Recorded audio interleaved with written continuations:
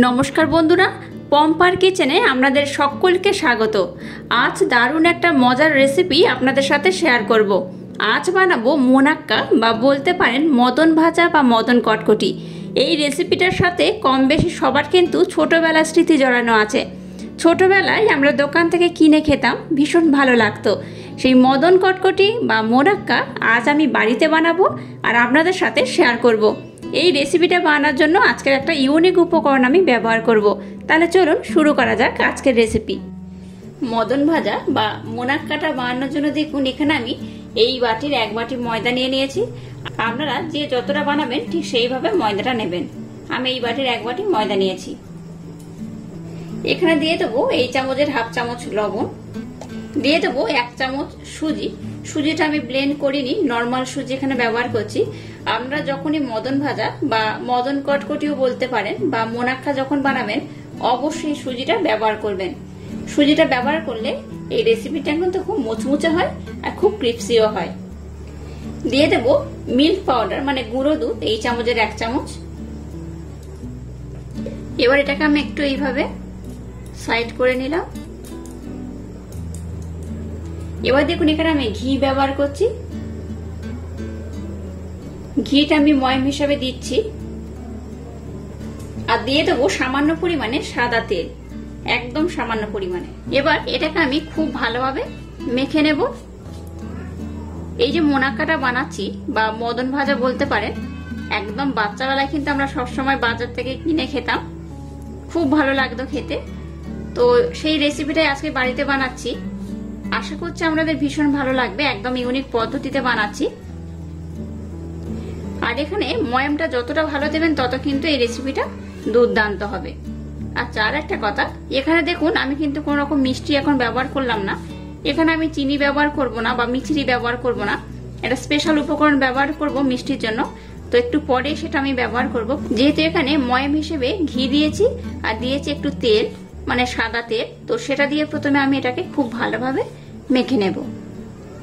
আপনারা চাইলে কিন্তু এখানে বাটারও ব্যবহার করতে পারেন কিংবা তেল না দিয়ে একটু বেশি করে ঘিও ব্যবহার করতে পারেন। আর যাদের হাতের কাছে ঘি কিংবা বাটার নেই তারা শুধুমাত্র সাদা তেল দিলেও হবে। তবে চেষ্টা করবেন এই ময়ামটা যেন খুব ভালো হয়, ময়ামটাকে খুব ভালোভাবেই করতে হবে, তবেই রেসিপিটা খুব সুন্দর হবে। দেখুন এটাকে আমি খুব ভালোভাবে মেখে নিয়েছি আর ময়ামটা কেমন হয়েছে দেখুন। এইভাবে মুঠি করলে দেখবেন এটা কিন্তু ভাঙবে না সহজে, যতক্ষণ না হাত দিয়ে চাপ দেবেন। তো এইরকম কিন্তু ময়ামটা হতে হবে। এবার দেখুন মিষ্টির জন্য এখানে আমি ব্যবহার করব গুড়। আমি এখানে মিষ্টির জন্য গুড় ব্যবহার করছি, আমরা চাইলে চিনি কিংবা মিছরিও ব্যবহার করতে পারেন।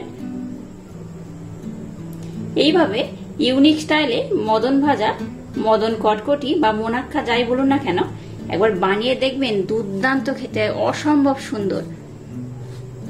এবার এটাকে আমি আর একবার খুব ভালোভাবে মেখে নেব। এই গুড়টা দিয়ে করলে কি হয়, এর স্মেলটা খুব সুন্দর হয় আর খেতে তো দুর্দান্ত হয়। তবে চিনি দিয়েও বানাতে পারেন, যাদের হাতের কাছে গুড় থাকবে চেষ্টা করবেন এই গুড়টা দিয়ে কিন্তু বানাতে। গুড় দিয়ে যদি এটা বানান খুব সুন্দর খেতে হয়। সমস্ত উপকরণ দিয়ে এটাকে আমি খুব ভালোভাবে মেখে নিয়েছি। এবার দেখুন নিয়েছি এরকম গ্লাসের 1 গ্লাস দুধ। এই দুধটা দিয়ে এটাকে আমি মাখবো, অল্প অল্প দুধ দেব আর এটাকে খুব ভালোভাবে মেখে নেব। আপনাদের হাতের কাছে যদি এরকম লিকুইড দুধ না থাকে তাহলে কিন্তু আপনারা জল দিয়েও মাখতে পারেন, তবে দুধ দিয়ে মাখলে এটার টেস্ট কিন্তু দুগুণ বেড়ে যায়। তো আমি এখানে অল্প অল্প করে দুধ দেব আর খুব ভালোভাবে মিশ্রণটাকে মেখে নেব। এটা মাখার পর আমাদের দেখাচ্ছি মিশ্রণটা কেমন হবে, কতটা টাইট বা কতটা নরম হলে একদম পারফেক্ট মোনাক্কা তৈরি হবে বা মদন ভাজা তৈরি হবে। দেখুন মিশ্রণটাকে আমি খুব ভালোভাবে মেখে নিয়েছি আর মিশ্রণটা দেখুন বেশ একটু টাইট হয়েছে। এইরকম একটু টাইট করেই মাখতে হবে। এই দেখুন এটা আর একটু টাইট হয়ে যাবে, যেহেতু এখানে আমি সুজি ব্যবহার করেছি। এটা একটু আমি রেস্টে রেখে দেবো 10 থেকে 15 মিনিটের জন্য। 10 থেকে 15 মিনিট রেস্টে রেখে দিলে দেখবেন এই মিশ্রণটা আর একটু টাইট হয়ে যাবে। তো একটু টাইট মিশ্রণই দরকার এই রেসিপিটার জন্য। দেখুন মিশ্রণটাকে আমি 15 মিনিটের জন্য রেস্টে রেখে দিয়েছিলাম। মিশ্রণটা দেখুন আগের থেকে কিন্তু আর একটু টাইট হয়ে গেছে, যেহেতু এখানে আমি সুজি ব্যবহার করেছিলাম। আবার এটাকে আমি একটু এইভাবে মেখে নেব। এবার এটাকে আমি দুটো ভাগে ভাগ করে নিলাম। এইভাবে হাতার মধ্যে একটু প্রেস করে গোল করে নেব। একইভাবে এটাকেও বানিয়ে নেব। একটা বেলেন চাকি নিয়ে নিয়েছি, একটা মিশ্রণ আমি নিয়ে নিলাম।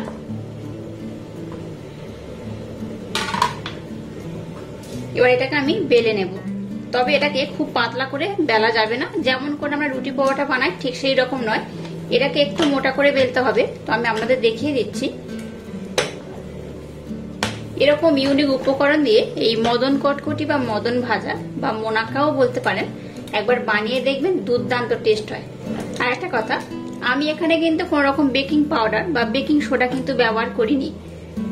বেকিং পাউডার বা বেকিং সোডা ব্যবহার করার কোনো প্রয়োজন নেই, এটা নর্মাল বানালেই হবে। দেখুন এটাকে আমি কতটা মোটা বা কতটা পাতলা বানিয়েছি দেখতেই পাচ্ছেন। এই দেখুন, খুব মোটা নয় আবার খুব পাতলাও নয়, এইরকম এটাকে বেলতে হবে। দেখতেই পাচ্ছেন, ধারগুলো দেখেই বুঝতে পারছেন। এবার একটা ছুরির মাধ্যমে এইভাবে আমি ধারগুলো কেটে বাদ দেব। এটাকে আমি আবার রাউন্ড করে এইভাবে বানিয়ে নেব। এইভাবে এবার সমান মাপ করে আমি কেটে নেব।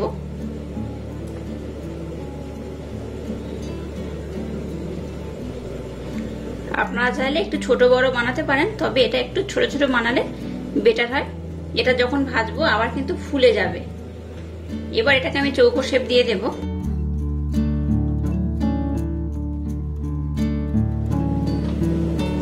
দেখুন এটাকে আমি এইভাবে কেটে নিয়েছি। এবার একটা পাত্র নিয়ে নিলাম। এইভাবে এগুলো এর মধ্যে আমি উঠিয়ে রাখবো। এই দেখুন, এই দেখুন, এই দেখুন, সবগুলোকে আমি এইভাবে উঠিয়ে নিয়েছি। কত সুন্দর দেখতে হয়েছে দেখুন। একইভাবে এটাকেও আমি বানিয়ে নেব।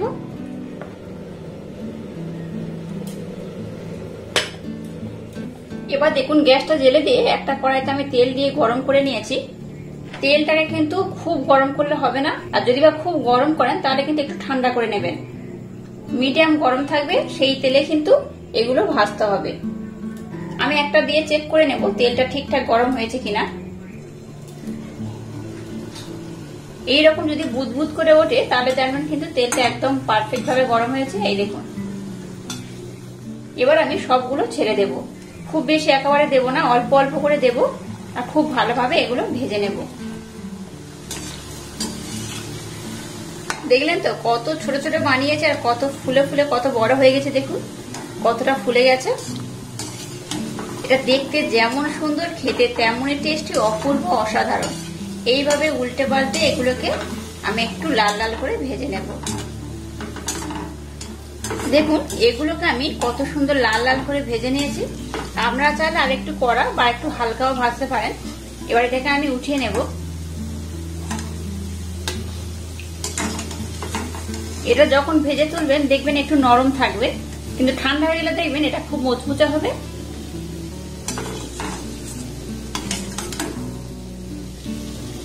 এইভাবে আমি সবগুলো খুব ভালোভাবে ভেজে নেব।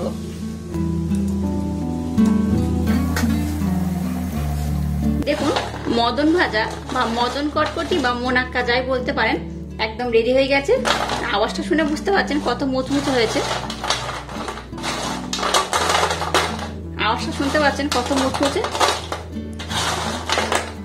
অসম্ভব সুন্দর এটা খেতে হয়। দেখুন এটা এখনো গরম রয়েছে, তাও এত মুচমুচে। যখন ঠান্ডা হয়ে যাবে এটা কিন্তু আরো মুচমুচে হবে, খুব ক্রিস্পি হয়, দুর্দান্ত খেতে হয়। চিনি দিয়ে তো সবসময় বানিয়ে থাকেন বা বানিয়ে খেয়েছেন, একবার গুড় দিয়ে আমার মতো বানিয়ে দেখবেন, দুর্দান্ত খেতে হয়, অসম্ভব সুন্দর। একবার খেলে দেখবেন বারবার খেতে ইচ্ছা করবে। বাচ্চা থেকে বড় সবার খুব পছন্দের। তো আজকের এই রেসিপিটা যদি আপনাদের ভালো লাগে তাহলে চ্যানেলটাকে লাইক, শেয়ার, কমেন্ট এবং সাবস্ক্রাইব করবেন, আর পাশে থাকা বেল আইকনটা প্রেস করে দেবেন। তাহলে টাটা, আবার দেখা হচ্ছে নতুন কোনো রেসিপি নিয়ে।